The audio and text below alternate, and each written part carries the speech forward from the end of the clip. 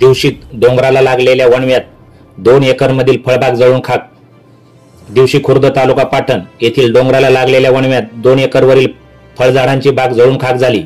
यात शेतकरी संभाजीराव जगन्नाथ पाटणकर यांचे सुमारे 3 लाख रुपयांचे आर्थिक नुकसान झाले.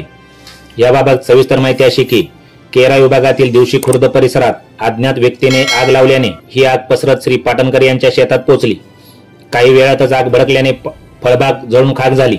त्यानंतर पाटणकर यांनी स्थानिकांच्या मदतीने आग विझवण्याचा प्रयत्न केला. मात्र आगीने रौद्र रूप धारण केल्याने 2 एकर क्षेत्रातील काजू, पेरू, सीताफळ, रामफळ, फणस, जांभूळ, चिकू, कोकम आदी विविध प्रकारची 5 वर्षापूर्वी लावलेली 35 झाडे, आंब्याची फळ आलेली 127 झाडे, नव्याने लावलेली आंब्याची 10 झाडे, त्याचबरोबर टिकूड सागाची 70 झाडे अशी एकूण 242 झाडे जळून खाक झाली.